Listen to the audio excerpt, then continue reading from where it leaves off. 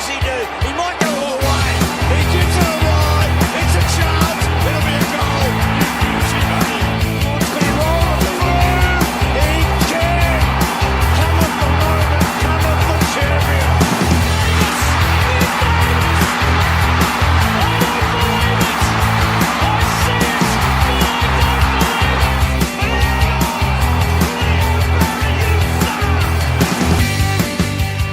Hi, and welcome to another episode of the Swans Blog, Swans Cast. Today, I'm joined by Heather Quinlan from the Facebook group Interstate Crew. Heather, how are you?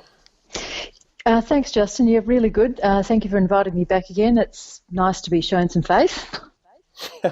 Absolute pleasure. Look, it was fantastic having you on last week. And Stephen from Over the Line Sports as well. How are you, mate? Yeah, not too bad, mate. Well, guys, how about the Swans on the weekend? Oh, yes. Yeah, pretty exciting. I think fair to say first half wasn't one for the history books, but the second half I think was one for the history books. Yes. And Stephen? Yeah, no, without a doubt, it was great to see us kind of carry that dominant form that we've had in the last few weeks into the final round. So, yeah, had a little bit of a worry in the first half, but that man, Buddy Franklin, what can't he do? I know. And to be able to actually return the favour to the Carlton faithful when they did us in round 6, we returned it in favour and then some. So it's always good to see us do that. So let's get straight into it. Now, let's kick us off with the heroes and villains. Stephen, could you please give us your hero of the week? Alrighty, my hero of the week was just announced today, actually, just before we started recording. Will Hayward, he got the Rising Star nomination for the final weeks just in the nick of time. So well done to him. He only got 3 goals from his 3 touches against Carlton, but if you look at his work throughout the year, he's been a really kind of key contributor for us, so good on him. He was superb. And Heather, your hero of the week? My hero of the week is a little bit left field, I guess, but it's John Longmire. I just think that he's done a really brilliant job to bring together a pretty disjointed and injury-riddled pack of players, and potentially they were still suffering a bit of a mental hangover from that disappointing grand final loss sort of at the start of the year, and we all know that they weren't going well at the start of the year, but he really sort of brought them back on track, and I just think that he and his fellow coaches should really be congratulated for being quite instrumental in assisting those players really come together, and I just have enormous respect for him. Oh, look, I absolutely agree. And to come from 0-6, it was looking like it was going to be one of those bad old seasons of just didn't look like we're going to win a game. And then it was just suddenly turned around, and after the bye, everything's rosy, everything's beautiful. We dropped just one game, and we won, I believe it was 10 games, 10-1 after the bye, which is remarkable considering after the bye we're usually not that good. Yep, it was. It's been an amazing season. Let's face it. Oh, it has, and let's not gloss over Will Hayward. His stats were very impressive from the weekend. He had 3 kicks, 3 disposals, and 3 goals. Yeah, efficient bloke he is. That's Mr. Efficiency. I think that has to be his new nickname. That was very impressive, to be honest. And now for my hero of the week, I have gone for the one, the only, the Sydney superstar, Lance Franklin. 10-goal effort on the weekend. He was insanely good. It's hard to believe that he even had 25 disposals and 10 marks. Stephen, what do you think? Yeah, it was mostly that second half, wasn't it? I mean, Carlton did come back in that second quarter, but then Buddy just annihilated them. He had the 20-plus touches, but he also had plenty of contested. He was over 600 plus metres gained. He was just absolutely everything. And I mean, even if he didn't kick the goals, he'd still be contributing quite a lot. So I don't think in terms of sheer impact, there's no one really better than Buddy. He does the midfielder's job in terms of getting the hard ball, in terms of his contested numbers, which have been really good this year. And now he's suddenly snagged a Coleman. I mean, what more could you want? Just to add on to that, can you believe that on top of his 10 goals too, he still had another 2 goal assists? Ridiculous. I know. He had 2 tackles as well, and he did have quite a few pressure acts. If you look on the AFL app, his performance was so good. I would put it down as one of the best individual performances I've ever seen. Heather, what do you think? Well, I can't really add anything to that other than to say here. He was absolutely charismatic. You couldn't take your eyes off him. Yeah. Especially the ankle tap goal. I thought that was pretty superb. Well, I don't think that was one of his finest ever goals, but when you're in that kind of form, they're the kind of goals that you get, isn't it? Absolutely. And can you believe that was his 850th goal as well? What a way to do it. He's a freak. Now, Stephen, who's your villain of the week? I had a couple in my head for this week, but I'm going to go with, actually, I didn't even notice this until you wrote an article on it on the Swans Blog website, Justin. MRP. It goes to the MRP Yes, this week. every week. Every week. It happens all the time, but what they've done this week, they looked at this bump that, well, Heath Grundy didn't even bump Casbolt. Casbolt ran into him. Yep. And they seriously looked at it, and I just don't believe it. Well, you also had the schmuck on the AFL site trying to make a mountain out of a molehill. Yeah, it just nothing in it whatsoever. Should have taken the MRP less than a second to look. I tried to find the most apt image I could on the internet, and I came up with Crossy the Clowns. What the kind of expression? Heather, what did you make of that?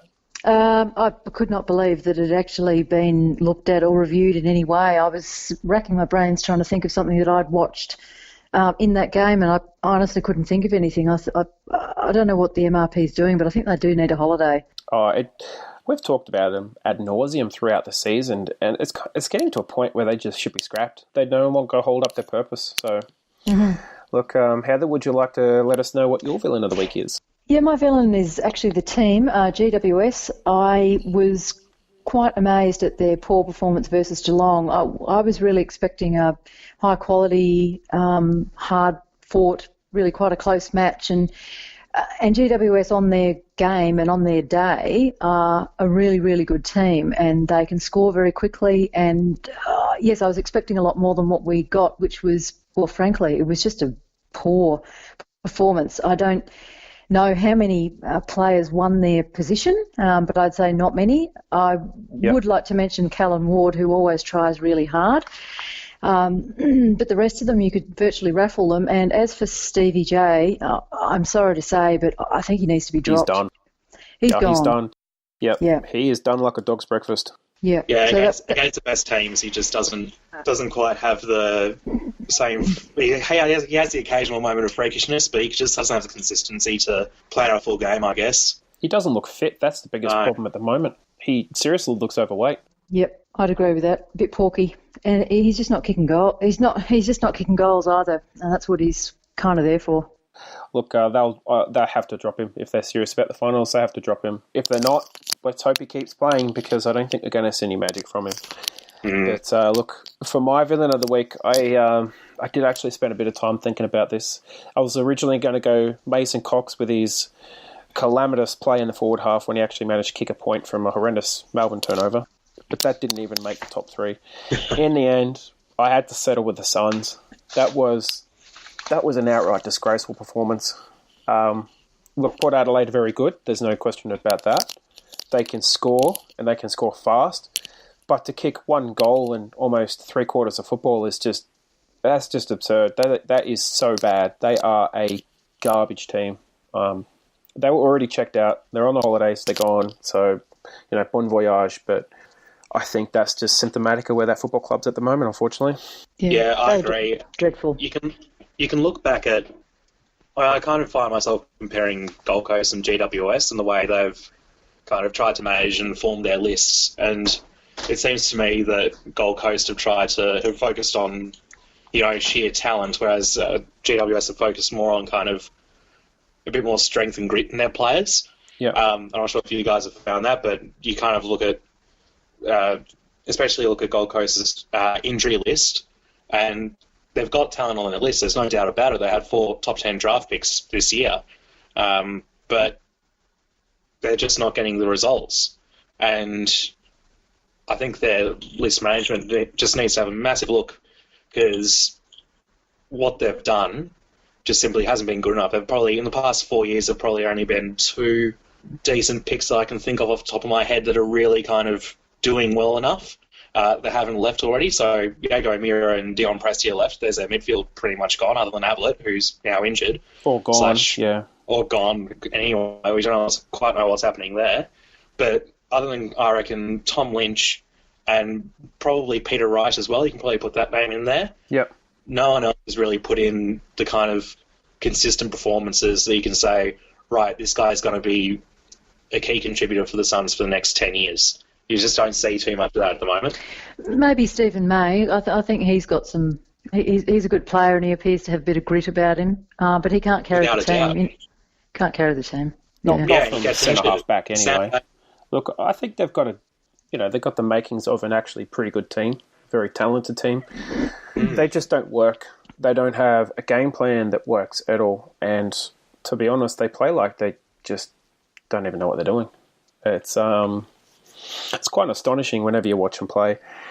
And unfortunately, that club was pretty much set up to fail from the start. They put pretty much people who had never done AFL administration in AFL administration positions, all new rookies and new people and new staff and new administrators into new positions. They didn't have any senior experience come in, not like GWS had. They had extremely poor facilities that were by far the worst in the AFL at that time, and that's even taking into consideration Sydney's old facilities, Brisbane's facilities, and North Melbourne's facilities before they were refurbished. So the AFL made a lot of mistakes with the Suns. They didn't make many with GWS, but yeah, they've been set up to fail. But look, enough about the Northern team. Let's get straight into the Swans versus Carlton game. First quarter, not too bad. I thought, we should have been about 6 or 7 goals up. We just couldn't really convert on anything. And then the second quarter, thankfully, I spent most of it in line to buy chips and cider, so I might need you guys to fill me in here. Well, my take on that, I don't know what you think, Steve, but I just thought that the Blues really got it together and were pressing hard. And I'm not sure whether the Swans just went to sleep a bit or thought this is all going to happen for us, but they certainly took the foot off the pedal, and the Blues were good. And Mark Murphy and co were really quite adventurous. They were prepared to take some risks to kick some goals, and it really came off, and it just left the Swans a little bit flat-footed. And I think Longmire would have been pretty unhappy with the team, I think, going into half-time. What were your thoughts, Steve? Yeah, in that second quarter, we lost Callum Sinclair to injury. He was out of it for a bit, so Matthew Cruiser, with Tippett gone as well, Cruiser, who's in all Australian form at the moment, really took advantage. Jacob Wiedering was really doing well in the back line, and maybe whether it was that structure of not having a real ruck presence, of having Reid and Towers in the ruck, but they came back into it, definitely, and credit to them, I guess. I mean, they're a young team, not much younger than us, but in terms of games and experience, they can kind of be expected to, I guess from a neutral perspective, it's a bit kind of heartening to see them do well on occasion, but not against us. I mean, they just fell apart. And, not against us. Well, they'll also, to me, they started to look quite tired as well. I don't know whether it was their younger players or whether they just, when Sydney got on a roll in the third quarter, and I think they might have kicked, I think the Swans kicked 7 goals in the third quarter, and I don't know whether they just sort of gave up the ghost then, but they just started to look like they'd run out of puff. Well, the amazing thing about that third quarter is the Swans didn't really hit the scoreboard until roughly about the 10-minute mark in. So, about 2 goals each until halfway through the third quarter. And then they just went bang after that and kicked 5 in a row. Yeah. So both the goals in that first half of the second quarter were to Buddy as well. So yeah, exactly. Just marking him on a lead and whatnot. Yeah, and I was very interested to see that among the better players, you could see there was players who sort of stood out, like Grundy had a very good game, and Luke Parker was very good as well. But I was a little bit surprised to see that Gary Rowan missed out on any kind of mention, because he did kick a couple of goals and really some fantastic tackling and chase downs, and A great smother as well. I think it was actually a smother that led to a Carlton player injuring his yes. foot. Yeah, and I was quite surprised that Rowan wasn't mentioned in dispatches, because he certainly, he came to my attention. I thought he had quite a good game. He's certainly on the highlight reels. I know that when I did my report and my ratings, he featured quite prominently, certainly in his defensive acts. He laid a superb tackle in the last quarter, chased down a man and slammed him into the ground about 2 metres out from the goals. I thought that was just him, quintessential Gary Rowan moment. Then there was also the moment when he went flying over the fence in the middle of his celebration, which was pretty funny. I was also front row seats to see that, so happened right in front of me. But oh yeah, don't brag about that at all. It's a good thing he didn't hurt himself. That's all I can say. Oh, he was lying on the ground and he looked a bit confused. But I thought he was back to his best. It was certainly arguably his best game of the season, I thought. Yeah, when he does those defensive acts, I think that's when he really kind of comes into his own. I mean, he's got the flashy skills and he's got the pace and he can kick a few really good goals, but I love it when he's putting the pressure on the opposition. I think that's when he kind of gives his kind of best for the team. I really hope he can carry that form in going into finals. Yep. I agree with that. And in terms of the fullness of the Sydney win, obviously 81 points was an outstanding achievement, considering that it was,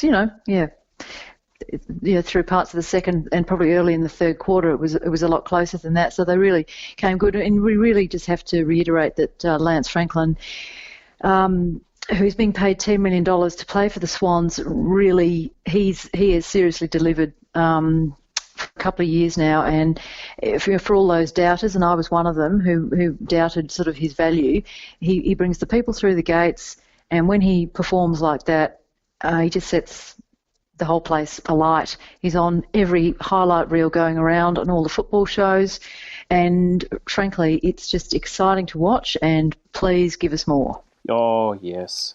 Well, maybe one thing that actually escaped people's attention, and I raised this today on Twitter, was the fact that Lance Franklin's contract over 9 years is worth $10.2 million. Now, Stephen, what was his score for the night? I believe he kicked 10 goals too, didn't he? Oh, yeah, a bit of numerology there. It was written in the stars, was it? Yeah, it aligned all on the night. It was perfect.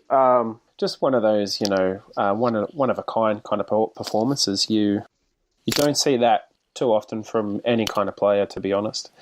Now, Heather, for you, who else stood out? I was impressed with Parker. Luke Parker, I thought he did some great work in the middle of the ground.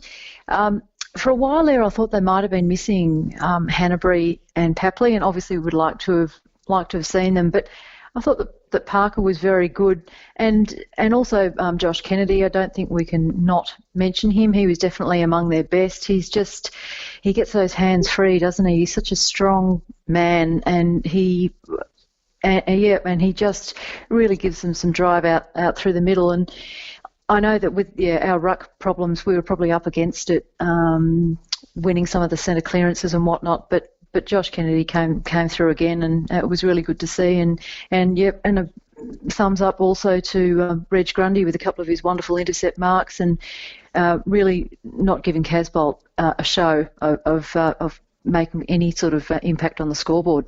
Well, on that, the rumour was that Casbolt was supposed to be injured and he wasn't going to play. And then he lines up. He played in a way that kind of suggested that maybe he should have just been injured. Yeah, it looked like he had some strapping on his knee. I don't know whether, I don't watch Casbolt often enough to know whether that's a regular thing, but to me, and the commentators were suggesting that he wasn't getting off the ground as he normally would. No. And Stephen, on the ruck battles, I want to get your thoughts on Callum Sinclair's performance. Now, he did roll his ankle, and he went off and he came back on, and it looked to me like Cruz's influence across the ground just sort of died away when he came back on. He actually ended up featuring quite prominently in the AFL ratings points. He was the fourth ranked Swan on the ground. He finished with 17 disposals, 22 hitouts. He had 4 tackles and 5 inside 50s. And he also had 3 clearances. So pretty good. I think it's going to be hard to drop him after a performance like that. Yeah, without a doubt, his form in the second half of this year, ever since he came back in, has been at the very, very least good enough to keep him in the side. In fact, he's been better than that. He's been a really good contributor for us.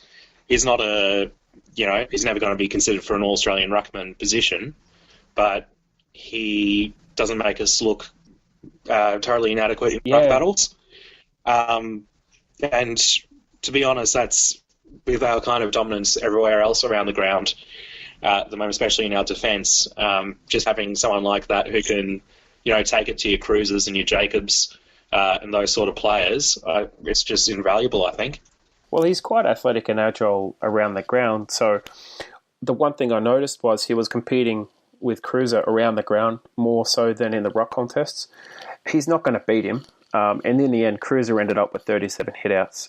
So he was beaten in the ruck. However, I thought he nullified his influence and had a pretty good game. Tippett, for me, is a concern. Heather, I want to get your thoughts on this because Tippett, again, has injured the same ankle. He's injured both of his ankles this season, rolled the same one twice. He's probably going to be a little bit of a doubt for the final, and Naismith is already fitter than Tippett is at the moment. So what do you think about that situation? Well, I was concerned to see him do that ankle during the game, and I was encouraged by certainly the report on the Sydney Swans website this afternoon suggesting that the injury to his ankle and indeed the one to Callum Sinclair's was not as bad as first feared, and the club was confident of both of them being available for the game, not this weekend, the following weekend. So that's all good news, I suppose. It is very concerning that he does seem to have, well, dare I describe them as weak ankles, and I can only assume that when he went downstairs during the game, it was to have a needle and to be re-strapped. I don't know what the ongoing situation is with that, but certainly it is a concern because the previous week he did actually have quite an encouraging game, and certainly when he's marking the ball, he's rucking, he's also marking the ball and kicking the odd goal. He has enormous value to the team. He also looked, early in the game, he looked quite sharp. He was moving really quite well, so I'm sure he would have been very disappointed to have had that problem. But again, the circumstances of him doing that injury were interesting. He didn't actually trip over anybody or stand on a foot. The ankle, he just landed and the ankle just wobbled underneath him. Well, it's almost identical to the previous injury that he had, where the last time he did his ankle, I think it was also against Adelaide, where he went up for a ruck contest, or he went up for a marking contest, and when he jumped, his ankle rolled underneath him, and then he landed, and that was it. He had to go off. So he's rolling him going up for contests, and he's rolling him when he comes down. It's a concern. It is a concern. It's good that Naismith is getting a run, I believe, in the NEFL match because he needs some match practice. I think that's a good thing. And Stephen? Yeah, agreed. I was just thinking I'd probably be pretty confident to have Naismith as you kind of ruck around the ground and to have Sinclair mostly up forward. I'm pretty happy with that setup. If Tippett's all right, though, I think I'd probably be of the opinion that if it isn't broken, don't fix it. And you could probably keep Sinclair and Tippett in the same side. But it's good that we have someone of Naismith's quality who can slot in and not affect our game plan too much. Absolutely, and I think come the final series, if one combination sets itself, and that'll basically be the combination unless there are injuries. And Naismith is going to compete better in the ruck than Tippett or Sinclair will. He is a better ruckman. He is a bigger ruckman. However, you lose a little bit around the ground with him because he's not quite as mobile as the other two are. And defensively, Tippett does quite a lot of defensive acts around the contests and in the forward line. Some pretty massive tackles against Adelaide comes to mind. He laid a big one. He pretty much took Newman out when he tackled a guy in the centre against Adelaide as well. So when he's up and about, he does a lot of work. It's just, it's like the saying, he's almost like Mr. Glass. And in relation to the other injuries, of course, that we have just at the moment with Tom Papley and Dan Hanbury, my understanding was and the Swans as a club are very good at keeping the actual status of their injuries pretty quiet. But my understanding is that Hanbury had a bit of a hip problem for a while, and he was trying to get through it, but he just wasn't able to manage it.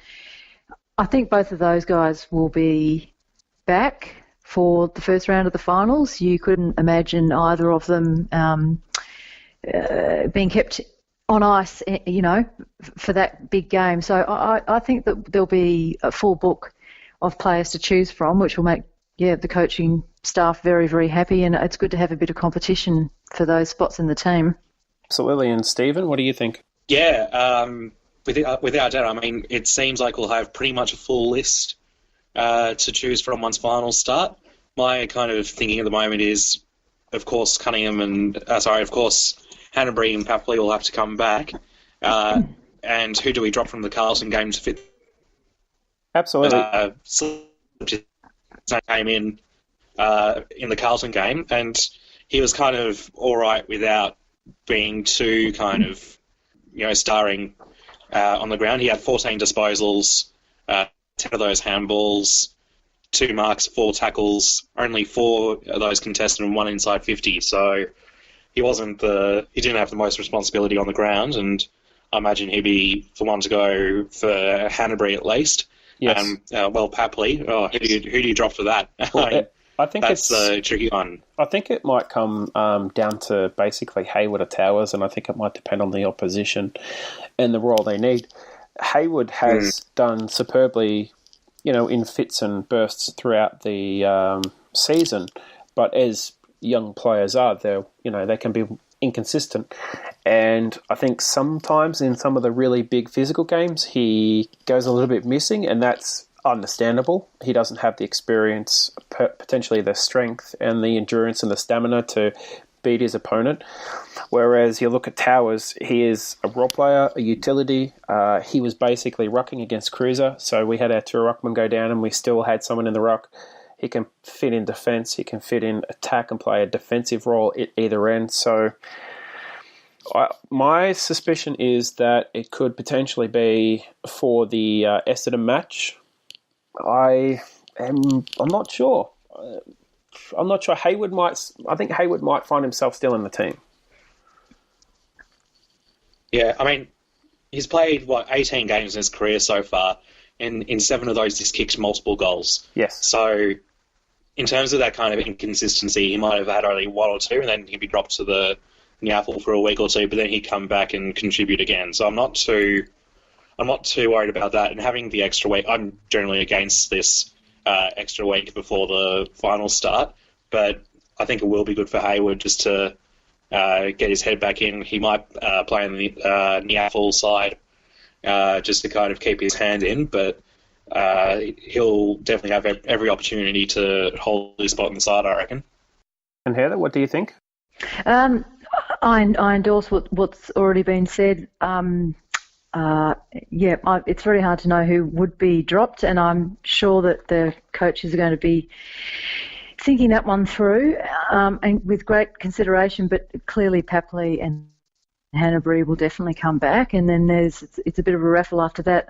Cunningham just looks a little bit rusty to me, and I can't see him retaining his spot. It's unlucky because when he actually got injured, he was playing well. Yeah, he was. But that's football. I'm sure that he'd be the first young man to put his hand up and say that. So, I'm expecting either Towers or potentially Hayward probably to be dropped for Papley, but both of those have made really excellent contributions the last few weeks. So, there's someone who's going to be unlucky and miss out. Absolutely, and I think their value can't be stated enough. They've done their jobs. They've done what's been asked of them. They've retained their positions even when people have scratched their heads and looked at the stat sheet and gone, well, they've got 2 possessions. How could they possibly stay in? But they've done what's been asked of them. Now, on the last part of this MRP discussion, we kind of glossed over it a little bit before, Stephen, when you said your MRP was your villain. Now, I still don't know what they were doing about the Grundy thing. That just... It just looked like they were trying to find something, anything really, just to... I don't know. What was your take on that one? Well, yeah, as I said before, it's I was pretty baffled by it. Looking at it, looked at the footage of it this afternoon, and I really couldn't see any wrongdoing whatsoever on Grundy's part. And Casbolt, kind of flew back and was a bit dazed and stuff, but he looks a bit dazed most of the time, doesn't he? Yeah, so, there's nothing in it for me, and I don't know, the MRP people were getting a bit bored maybe, had to find something to do, no idea, but... Yeah, that's all I can think. Just ridiculous. And Heather? Yeah, no, I totally agree with Steve, and I reckon they were looking for something to try and hang their hats on, because there was really not much happened by way of, atrocities, whackings, shirt pulling, jumper punching. There was, diddly squat really. So I think they were desperate, and frankly, the umpires are sponsored by OPSM, and I'm now wondering whether the members of the MRP need a similar sponsorship. Yeah, that's nice scathing criticism there. I think at times they earn it, and that structure needs to be changed. I don't think it works having former footballers on the panel to explain what footballers are doing, because whoever brought that to attention I don't know. But if you're going to penalise people for running into other people, for not even looking where they're going, then just forget it. Don't even play AFL anymore. Yep, here.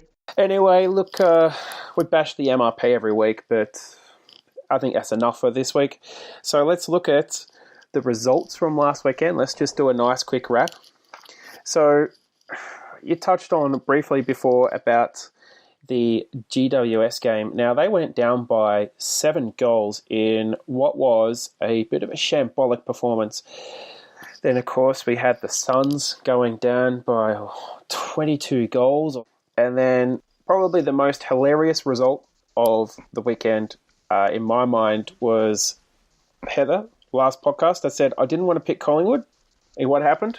And Collingwood, who have been an absolute nightmare for tipsters all season, came good again to completely ruin all of us. And it was quite incredible and really quite sadly for the Melbourne Demons fans, who had really every chance, every right to feel confident that their team would finally, after 11 years, finally feature in a football final series. They must have been appalled to see their team really come out with very flat. Oh yeah. Just poor, and they just had nothing. They had nothing. Well, at one point, they dragged back an almost 5-goal margin or 6-goal margin, and I think it was in the second quarter, and they were 19 points down, and then they brought it back to 2 goals, and then they just squandered 4 opportunities, dead set opportunities. They kicked points, and then predictably Collingwood just went down the other end and kicked a goal, and that was it. That was all she wrote. Yep, totally. And to cap it all off, Jesse Hogan had an absolute horror year and has finished it off with another injury. I know, it's shocking luck when you think about it. It's a bit of a... I don't know, the weekend is a bit anticlimactic for me, because you had that fantastic match on Friday night where the two teams, the Hawks and Dogs, they just went at each other to try and win. Hawks won in the end. Good game, very good feeling after the match.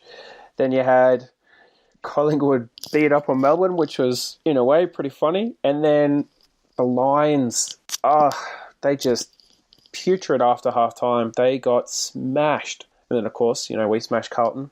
And then, as I said earlier, the Gold Coast Suns, they got done by 30-plus goals. So, and then if we look at Sunday, Fremantle gave Essendon a bit of a scare. So I think that should give us a bit of pause, a bit of confidence. Then St Kilda were never in the match against Richmond. They controlled it from start to finish. The match that broke all of the Demons' hearts, the West Coast Eagles actually beating the Crows. And I do remember saying that was a distinct possibility last week. Yeah, I was just going to say, I was really tempted for my villain for this week, I was really tempted to give it to Melbourne, because, you can either be sad for them, and probably more likely if you're a Melbourne fan, you could be absolutely just infuriated. I mean, to cement a final spot, all they had to do is beat Collingwood. Yep. And Collingwood aren't a final side by most measures, and Melbourne should have had the measure of them, and they just didn't have what it took. And whether they thought they had it in the bag already, I don't know. But suddenly West Coast come what was considered to be the last game of Subiaco, and they run over the top of the minor premiers, and suddenly Melbourne are out, and they had it entirely within their power to make that spot in the finals, and they didn't. And I think responsibility has to go to them. Yep. And Heather? Yeah, I agree with all of that. I feel that, I don't know, I have a bit of a soft spot for the Demons, and I just think that they did have a bit of a tough year with injuries. They did well, considering that some of their key players were out for significant chunks of the season. But if I was a Demon supporter, I would be, pretty upset. With the lack of desperation, to me there didn't appear to be a lot of desperation there. And really, Collingwood had nothing to play for except perhaps to try and get Buckley another contract, which they did very successfully. Thank God for that. But that's another 2 years of comedy. Well, I don't mind Buckley. I think he's a very thoughtful, considered man. I think he's quite intelligent. He doesn't suffer fools. I don't mind him. I think he can coach. I just don't think he's got the players to be able to do what he would like to do, to develop players very quickly over the course of the next 2 seasons to really have any show there. But just going back to that Adelaide game, I did watch the majority of that, and I was absolutely thrilled to pieces to see Lewis Jetta have a good game, and in particular in the last quarter really come good and kick a very, very important goal, which showed a bit of class to really help get West Coast over the line, because they were waxing and waning, and first they were in and then they were out and whatnot. And it was just excellent to see Lewis Jetta, who, we've all got a bit of a soft spot for. Any Swans fan would have a soft spot for, but he's really been ordinary at West Coast for a lot of the time. But he was very influential, in the final quarter. Yeah, he was. He had a couple of particular moments. He snagged a very important goal. He was setting him up and he was distributing play just like he used to at the days at the Swans. So I thought that was very good for him to actually be able to do that, because on a lot of the fan forums, the Eagle fans started sort of waxing lyrical about him instead of bagging him out, which I thought was a very nice change. And for the Eagles to win their last match at Subiaco, very, very well done. They're not going to play there again, obviously, because they're finished 8th. So, yes, I thought it was a very good moment for them. Now, on moments, let's spend a couple of minutes looking over the Sydney Swans season. So, a couple of moments for me are the horrendous first 6 games of the season. I suppose when you reflect back on them, a couple of them weren't that bad. Like the Dogs one was pretty average, except for Buddy Franklin's 15 minutes of magic, which was just absurd. That was out of this world. He basically almost dragged the game on his own terms for 15 minutes. Heather, what was your sort of moment of the first sort of 6 rounds? Well, I actually thought that their worst loss of the season, and I don't know whether you call this a moment, but for me it was a moment of agony, but I think their worst loss in that period was the 1 pointer to Collingwood, because they should have won that game. It was Franklin's 250th. He had a dog of a game. He didn't kick a goal. We lost to Collingwood. Everyone hates losing to the Pies, and it was just a real stinker of a match, and frankly I cried. Yeah, it's one of those ones where you just switch it off and walk outside the house and scream. And Stephen? Pretty much. Yeah, I don't have too many highlights from those first 6 rounds. I think the Buddies burst against the Bulldogs, which I had the honour to be there to witness that burst. That was probably one of the very few good moments for the first 6 weeks. I mean, losing to the Giants, understandable given the talent on their list. Even losing to the Eagles in Perth, maybe understandable, and we had our injury problems, but round 6, losing to Carlton. I don't care if we're in Melbourne, but we just weren't in it, and I just didn't know what to make of that. And I was at that point, I was like, I had to kind of push into my head, right, number 1 draft pick. Let's get excited about that. There's something to get excited for the rest of the year. But Yeah, and then after that, oh boy. Oh, I know. That game, oh, mate. I don't know if you were there, but at the ground, it was just agony. It was the slowest train wreck you've ever seen. It was kind of like watching that Austin Powers moment when he was in the roller. The guy's not moving. He's yelling, "Get out of the way." Sydney's that guy. Carlton's at the roller. Just, mate, it was terrible to watch. Yeah. But hey, you got better after. Yes, we definitely got a lot better after that. And the next 3 games, we had Franklin, again, turning on the heat, this time against the Lions. He bagged 8 goals. And we had Anthony Hudson's, 8 or not. 8 is great on the final siren. Heather, what did you think of that moment? Yep, that was very nice. We love hairdo Hutto Yep. in this household. So yeah, so that was fantastic. And as I recall from that game, Zach Jones had a good one too. Yeah. Bit of a dash out of defence, and I think it was just a relief for everyone that they scored any old win in that match. Well, Zach Jones and Jack Lloyd were the 2 best players for us pretty much in the first, I'd say, 9 rounds.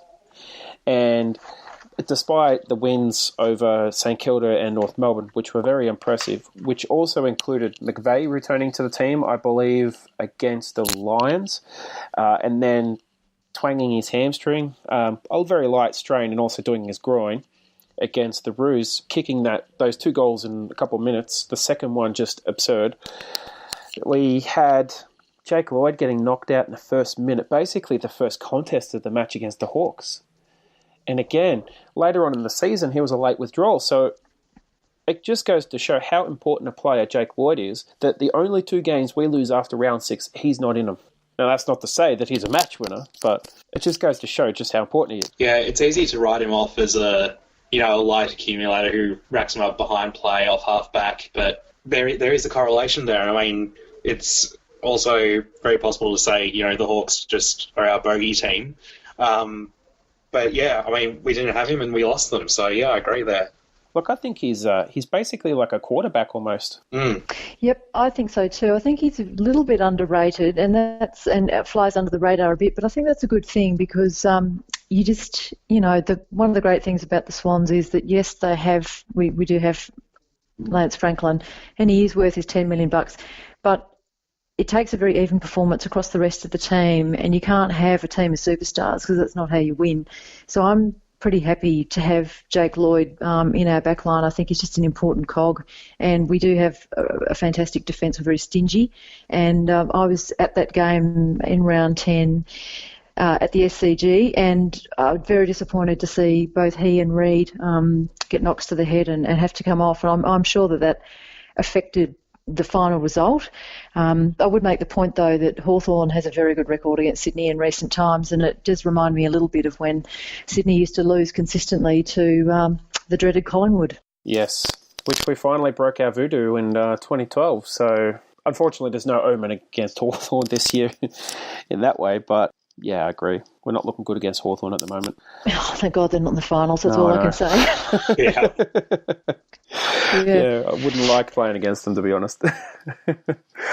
Now, so Stephen, do you have, out of the first 10 rounds, do you have like a moment of the season up to that point? Moments of the season. Just for the first 10 rounds. Yeah, I've said it before and I'll say it again, and you said it before, that 15 minutes in the Western Bulldogs game with Buddy Franklin, just bombing him, I think there was 2 from pretty much the same spot outside 50. That was the only glimmer of hope we had in the first 6 rounds. And I mean, even after round 7 against the Lions, where we had that convincing win, I still wasn't really convinced that our season would come to much. But yeah, in a dark time, Buddy was one of a few shining lights. And Heather, have you got any moments up to round 10? Well, it was very hard to find any great moments, to be frank. I think that I enjoyed watching Jared McVeigh come back into the team because he made an appreciable difference to the organisation down back. So I thought that was quite key. I also enjoyed watching the win over St Kilda because at the time, this was in round 9 I'm talking about, because at the time the Saints were going really well. And I just think that yes, they'd beaten the Lions, and yes, they'd won round 8 as well, against whom I've temporarily forgotten. Melbourne. North Melbourne, that's right. But nobody really rated North Melbourne, and nobody rated the Lions. So that you could sort of say, okay, yep. But when they beat the Saints were going pretty well, and at the time, and I think that it really appeared to give the team a massive lift in confidence, knowing that they were better than a side on their own home ground, because that was the Etihad game. That was a moment for the team, because it gave them the confidence to really move forward and think we can actually beat a top 8 team. Absolutely, and St Kilda were actually in a pretty good run of form at that point. Anyway, I think they'd won 4 from 5 matches, or 3 from 5, and they were very competitive in all of their matches. So, like a couple of moments for me in that first 10 rounds, the Buddy Franklin show against the Dogs. As far as I'm concerned, that was, apart from, I would say, the running goal against Adelaide. He's basically a couple of minutes, he's 5 to 8 minutes against Adelaide, which set the match up and got us back in front. And the 10-goal effort on the weekend, I would say that was probably one of his moments of the season. It was just superb. Unfortunately, some of the other games, you can't really pull anything from it. Another one is Newman's effort against North Melbourne, 38 disposals. I think he's actually pipped Kennedy for best on field there. I thought he was ridiculously good for a guy who's played like 2 or 3 games of AFL football. It was amazing to see that. I thought he had more composure on the field than when Tom Mitchell had debuted and he was pulling up 20 disposals. I thought his influence was superb. Then we also had Franklin's burst against St Kilda as well in the 3rd and 4th quarters, where he was just pinging them from literally anywhere. There's one particular moment when he gathers a running bounce, dodges 2 tackles, takes 1 step and nails it from 55 metres. And that's just quintessential Buddy. You can't do anything against that. McVeigh's 2 goals, again against North Melbourne, was really good. And probably, even though we lost the match, again, it's kind of like the Franklin season. His first half against Hawthorn in round 10 was ridiculous. He was the only reason we were even close in that match. To be honest, he's the only reason why we finished 6 points behind. Yep, I totally agree. And, and it's really good that, I think we've probably covered the first half of the season, haven't we? We've covered that very, very well. And let's just move on from all those rotten losses, because we're coming to a very, very good stretch after that, aren't we? Yeah, we certainly are. There's so are. much more nice things to talk about. I think we might have gone 11-1, 10-1, 11-1. What do we play? 12, 13, 12 games. Yeah, we played 12 games, and we're 11-1 after the bye. And surprisingly, we won the game after the bye. So that's the first thing we did in a very long time, was win the first game after the bye. And smashed the Bulldogs too. Off the park. And Heather, would you like to kick us off with that one? It was very satisfying, wasn't it? Because we're those of us who attended last year's grand final and experienced the disappointment, were looking for a big result over the Bulldogs, and we got it. And it was certainly a happy feeling to come away from that game. And again, at the time, I think the Bulldogs was still pretty well rated and going okay. And to walk away with the win after that was a particularly satisfying experience. And I think there was a lot of belief by then that from the Swans that they had what it took. And frankly, I think that one of the reasons why they came out so hard was because they knew they had to. They weren't in a position anymore to drop any more games. So it was a case of there is no other option except to win. Exactly. And Stephen? Yeah, that game as well against the Bulldogs, it was the one where George Hewitt arguably had one of his best games. He completely shut out Jason Johannesson, who was the Norm Smith winner from last year. Well and truly had our revenge, I think we can say, in that match. Well, Bontempelli gave away like 5 free kicks, I think, in like the first 35, 40 minutes. And there was a chain of play where I think he gave away like 3 in a row just from tackles.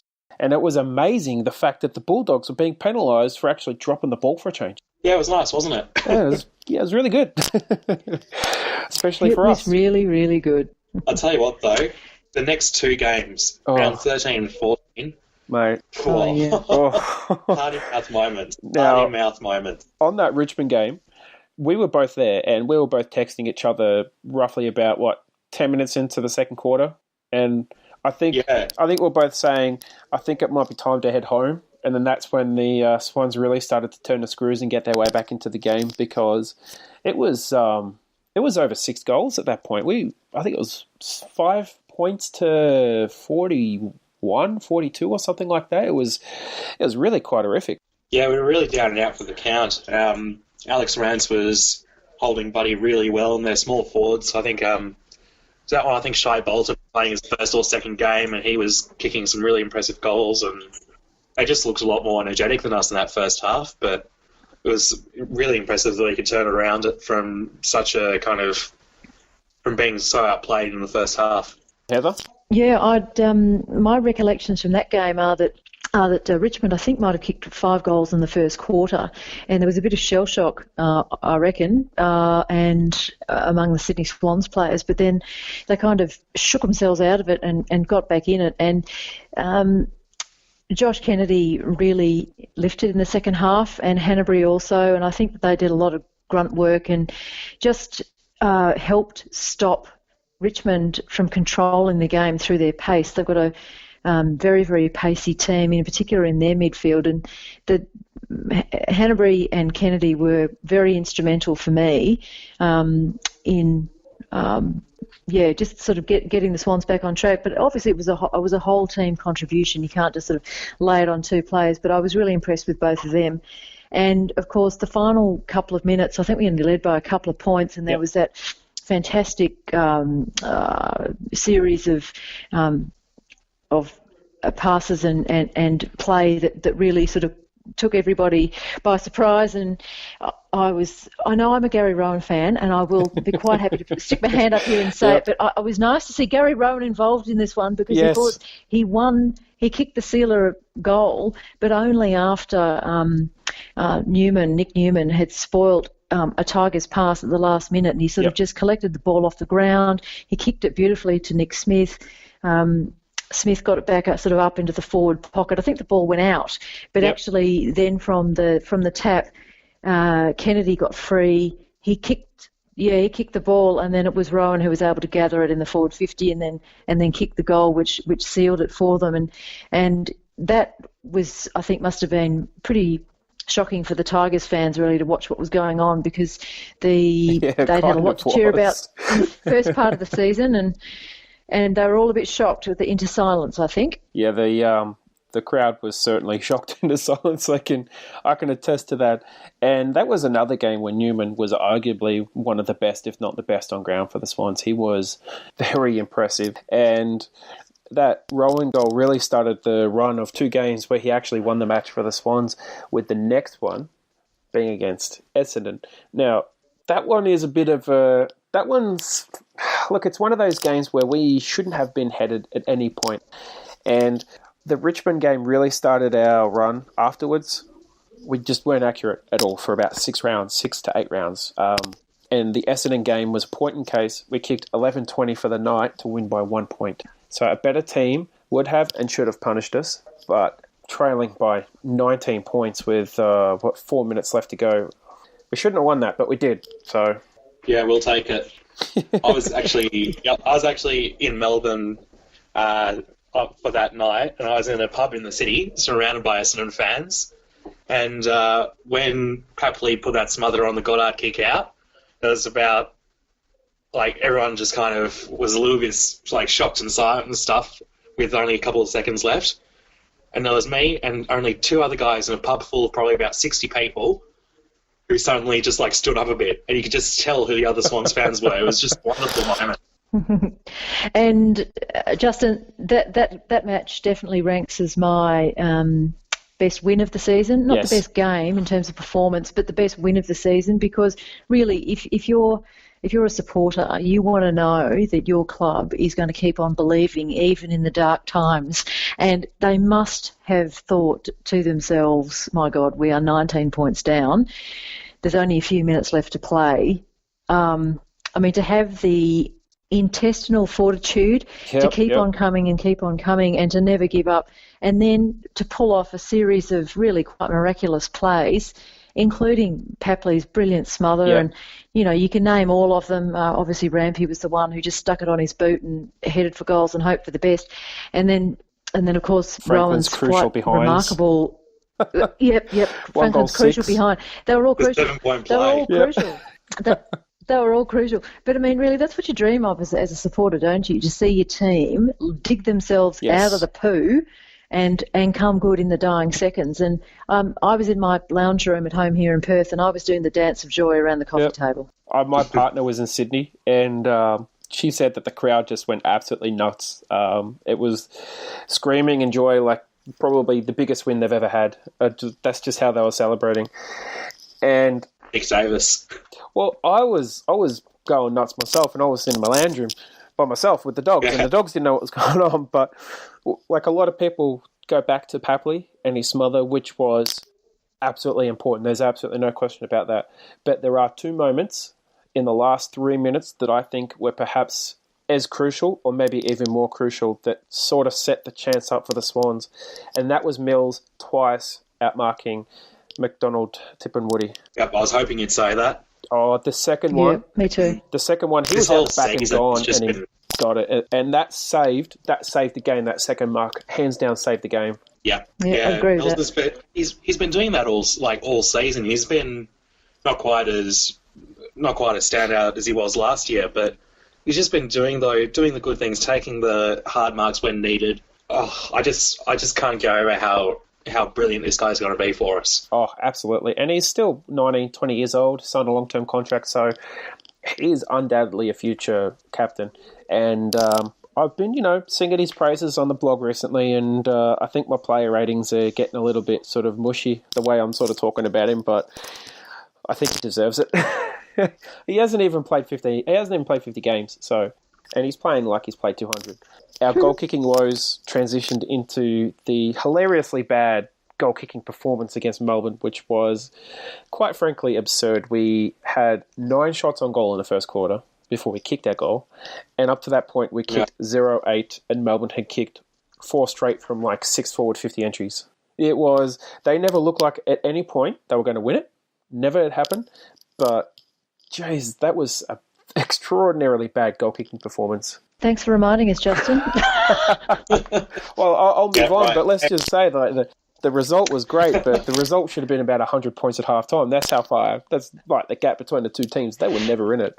And let's not forget Bug doing the dog act on Mills, and, he got his whack for it. But, look, the Gold Coast Suns, we faced them next, gave them a good old whacking. They actually were in front in the first quarter, but then the Swans turned the screws big time. Very impressive win against the Giants. Held them at arm's length throughout the game. Never really looked like we're going to be headed. And that was just another superb team effort. And fortunately for us, we actually turned the scoreboard around and kicked more goals and behinds. And I do recall Franklin kicked that magnificent goal from the boundary line, about 50 metres out, right on the boundary. Yeah. That was an incredible goal. Threaded the needle. Oh, and there were so many individual moments in that game that just had the commentators just going, wow, they're a premiership threat. They can win it. They can win it from here. And we're talking, round 17 with still 6 games left to go. And at that point, what were we? We were 8-7. So we're just ahead of the ledger after we won that game. So 7-7 when we went in.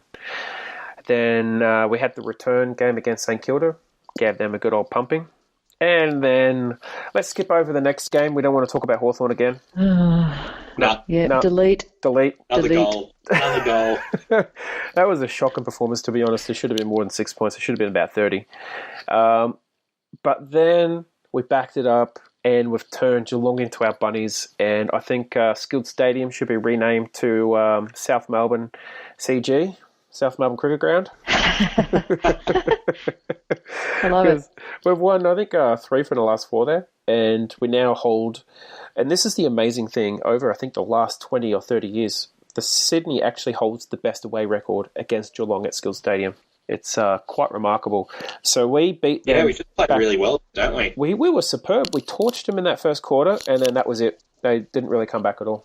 And then we snagged 7 in the last quarter after that. Quite frankly, baffling. I think we should also. I think we should also mention, though, that that was a fantastic game in terms of our best performances. I mean, the whole team was on song, brilliant.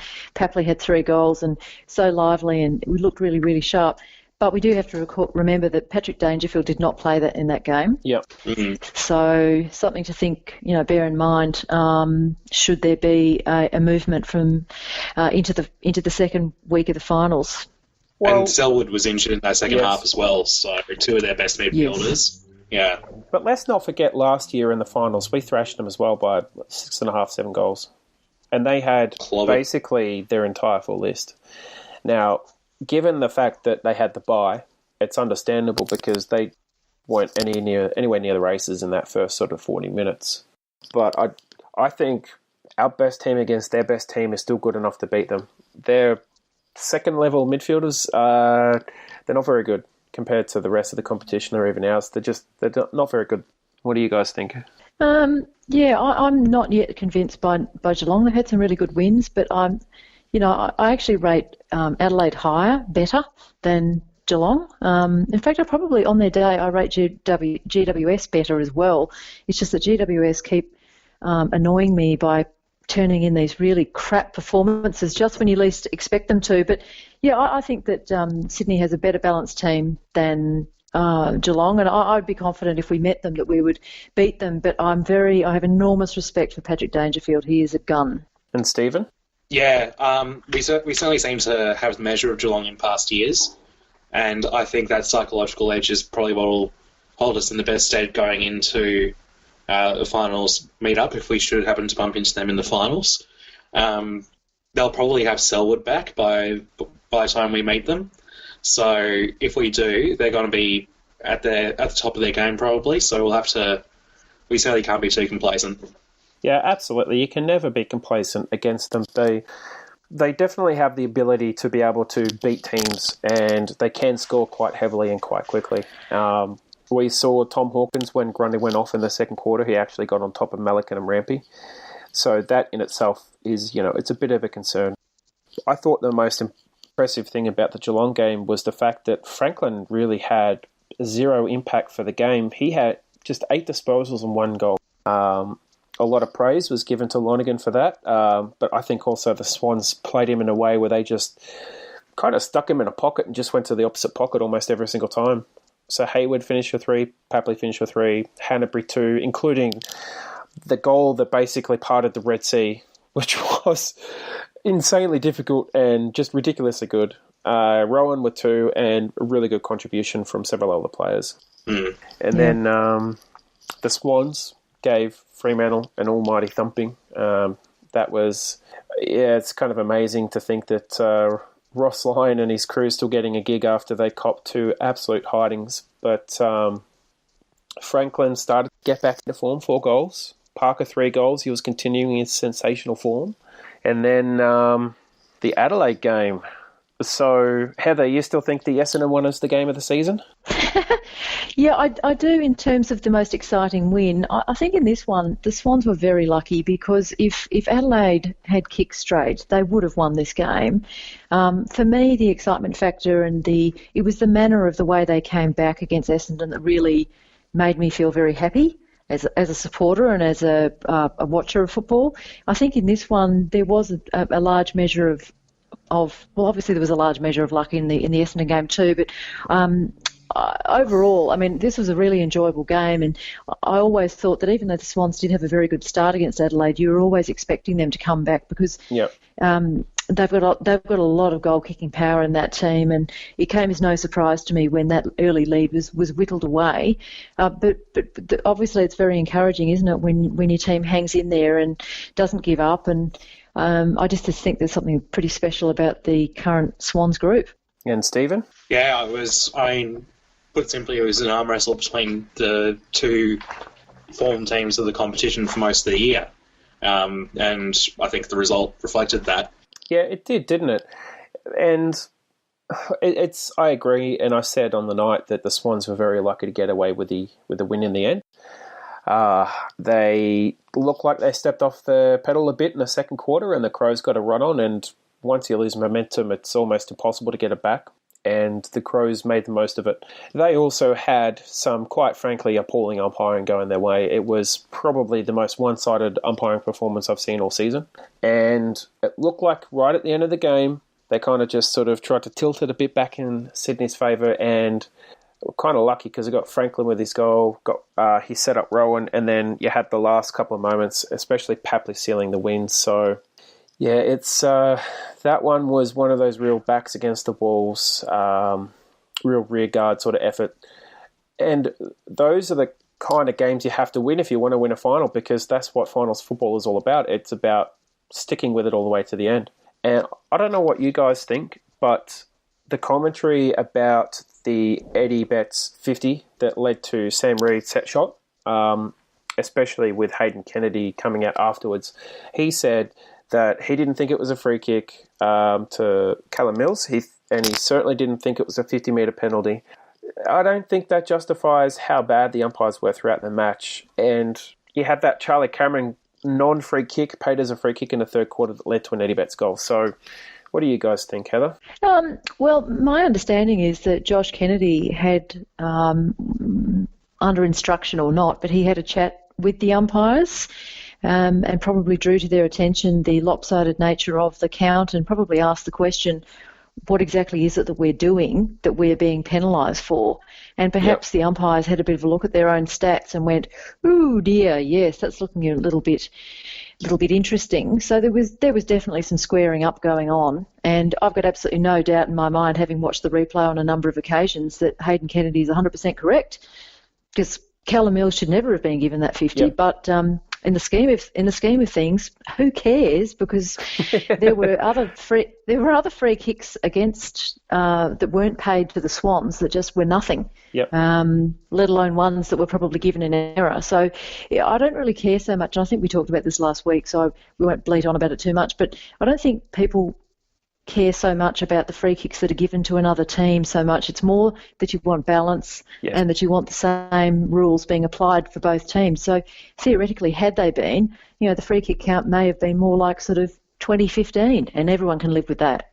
Even then, I think the decisions, if they were consistent, I think people would have complained less. They just weren't consistent. And Stephen, what do you make of that? Not consistent at all. I can't really add too much than what's already been said.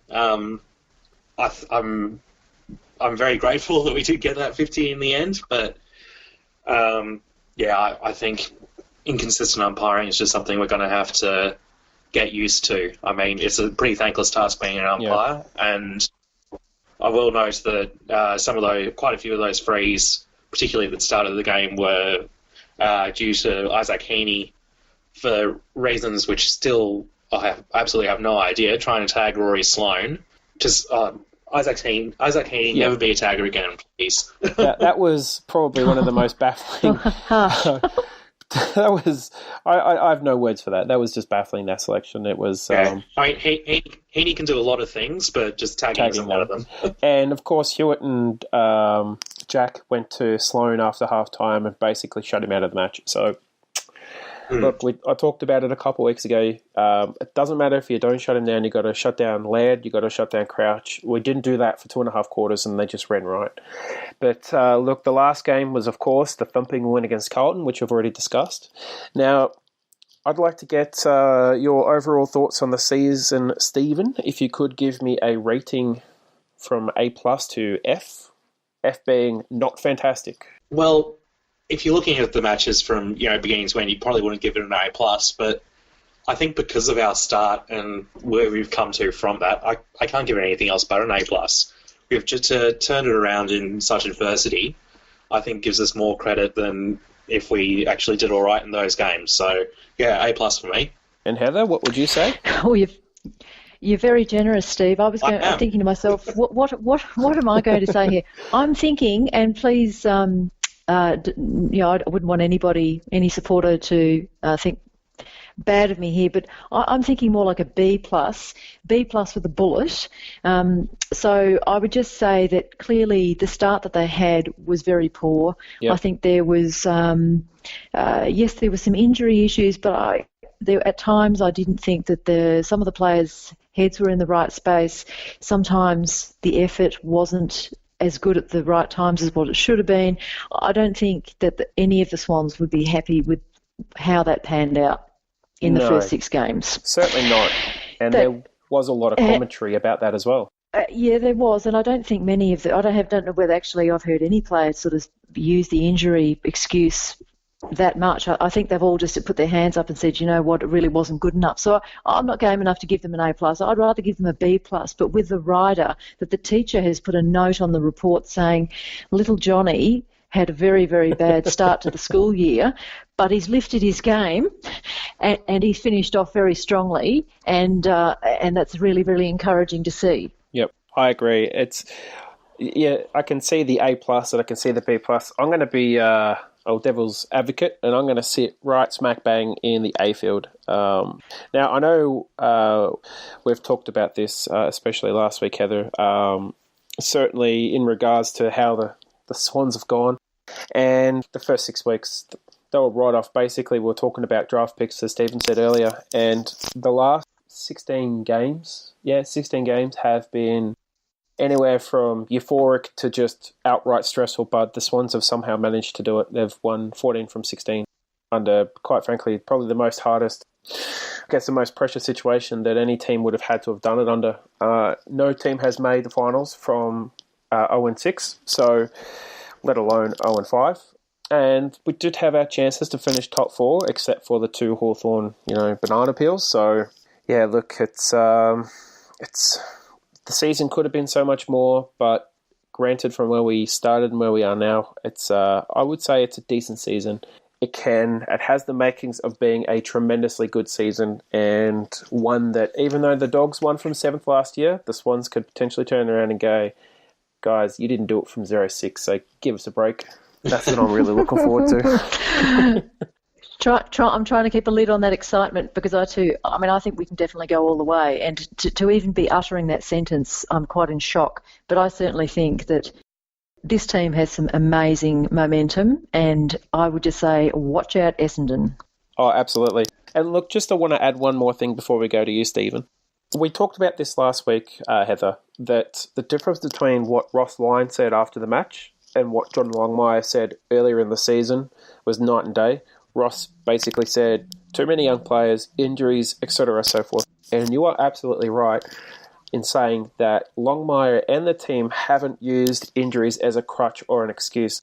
I remember Tom Harley ran about round 6 saying, we have young players, but it's not an excuse. Our senior players haven't done enough. And Longmire said exactly the same thing. Yeah, you get too many young players in, sometimes the balance kind of falls over, but at the same time, our senior players haven't lifted, they haven't led the way. They should be leading. It's the young players who are the best. So, and one thing he said was, we don't have any fear about the young players. They're performing above expectations. It's the senior players. So I think the club has managed this season spectacularly well. And Stephen? Yeah, I agree with that. I know we don't use injuries as an excuse, but you can't deny the impact and the improvement form that came when he came back into the side. McVeigh, Rampy, those 3 in particular. And Jack as well, after, round 8 or 9? Yeah, that's a problem. Having those sort of guys who provide that leadership, particularly with McVeigh, and he's kind of gone from someone who should he be in the best 22 this year to, I hope we can keep him for 2018. So I don't think that should be discounted. But yeah, I also agree that having that right mindset of not blaming injuries and to keep the expectations high is something that I think led to our improvement form in the second half of the year. Yeah, absolutely. And I just love the way the club has gone about it. Despite a shocking start, they've dug themselves out, and they've done it, I think, superbly well. But they've haven't let themselves down, and they haven't let the fans down. And in a small way, they've kind of covered themselves in glory. So they've done it very well, very tactfully, and just very respectfully. So superb job by the team. Now let's go into our good call and bad call from the last week. So because this is the bye round, we are not going to have predictions, unfortunately. So the next episode, we're going to have predictions. But so Heather, your calls, your 3 predictions from last week. Josh Kennedy from the Eagles, the Coleman winner. How did you fare? Yes, and well, I think we all know that was the Heather Quinlan banana peel of the season, because, and I thought I was quite justified in making that call because he was 5 goals up. He was 5 goals ahead. So, what can I say? No one saw that 10-game epic coming up from Lance Franklin. But can I say I'm absolutely delighted to have skidded on my backside on that banana peel. With that one. Well, we're still going to have to give you a but that's sure. That's one I'm delighted to have you get wrong.